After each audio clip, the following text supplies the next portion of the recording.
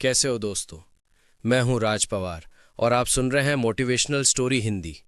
अगर आप हमारे चैनल पर नए हैं तो हमारे चैनल मोटिवेशनल स्टोरी हिंदी को सब्सक्राइब करना ना भूलें और साथ में वीडियो को लाइक करें। अपने प्यारे प्यारे कमेंट्स में बताएं कि आप कहां से सुन रहे हैं। चलिए शुरू करते हैं आज की प्रेरणादायक कहानी। बहुत समय पहले की बात है। एक राज्य था जिसका नाम था सूर्यनगर।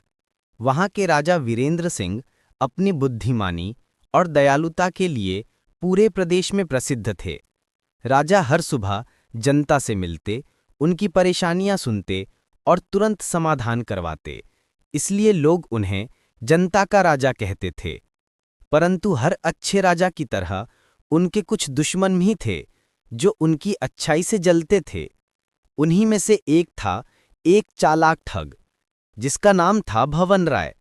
वह कई राज्यों में ठगी करके निकल चुका था, पर अब उसने सोचा कि अगर राजा वीरेंद्र सिंह को ही बेवकूफ बना लिया जाए तो नाम और धन दोनों मिलेंगे। एक दिन भवन राय ने रूप बदलकर एक संत का वेश धारण किया। सिर पर सफेद पगड़ी, हाथ में जपमाला और मुख पर मीठे शब्द। वह राजा के दरबार पहुंचा और बोला, राजन, मैं दूर देश का साधु हूं। मैंने ध्यान में देखा है कि आपके राज्य पर एक बड़ा संकट आने वाला है। अगर आपने मेरी बात न मानी तो आने वाले 3 महीने में आपका राजपाट सब खत्म हो जाएगा। राजा चौंक गए। संत महाराज, ऐसा क्या संकट आने वाला है?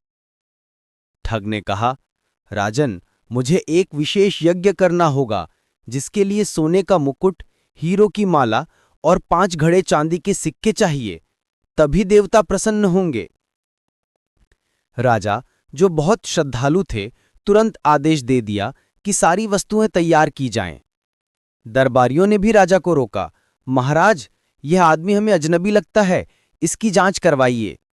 पर राजा बोले, साधु के वेश में भगवान स्वयं आते हैं, हमें किसी की नीयत पर शक नहीं करना चाहिए। रात को महल के कोषागार से सभी वस्तुएं लाकर उस संत को दे दी गईं। ठग ने मुस्कुराते हुए कहा, मैं कल प्रातः यज्ञ करके संकट दूर कर दूंगा। पर सुबह तक वह वहां से गायब था। राजा को जब ये बात पता चली तो पूरा दरबार हैरान रह गया। लोग कहने लगे, राजा बहुत भोले हैं, अब तो राज्य की हंसी उड़ रही है। पर राजा चुप रहे। उन्होंने कहा, धोखा किसी का भी हो सकता है। अब मैं ठग को सजा देकर नहीं, उसे सिखाकर जीतूंगा। राजा ने अपने खास मंत्री चंद्रपाल को बुलाया और कहा, उस ठग को पकड़ने नहीं जाना है, उसे उसके कर्मों से ही सिखाना है। राजा ने अपने रूप को साधु में बदल लिया। लंबी दाढ़ी, साधारण कपड़े और हाथ में लाठी।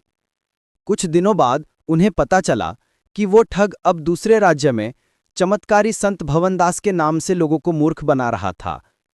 राजा वहां पहुंचे और भीड़ में जाकर बोले, महाराज भवनदास जी, मैंने सुना है आप मरे हुए को जिंदा कर सकते हैं।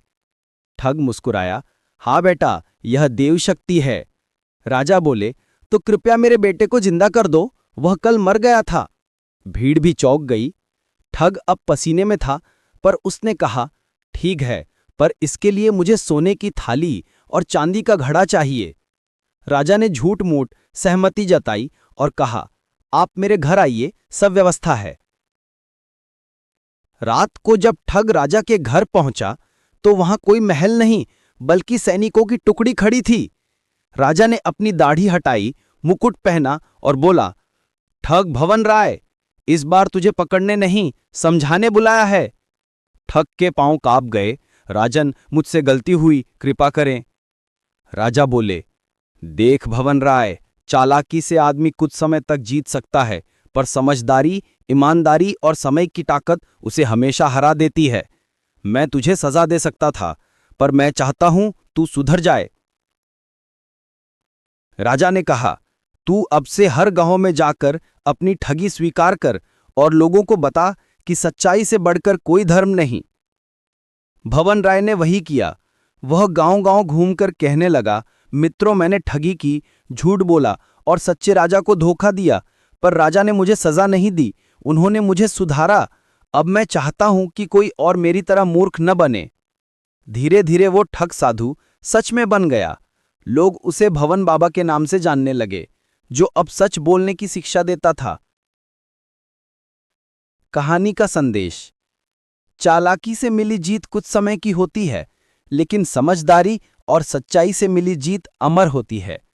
तो दोस्तों, ये थी आज की प्रेरणादायक कहानी। उम्मीद है कि इस कहानी ने आपके दिल को छू लिया होगा। अगर वीडियो पसंद आई हो तो लाइक जरूर करें।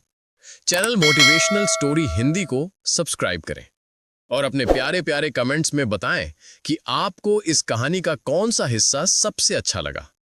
फिर मिलेंगे एक नई कहानी और नए जोश के साथ।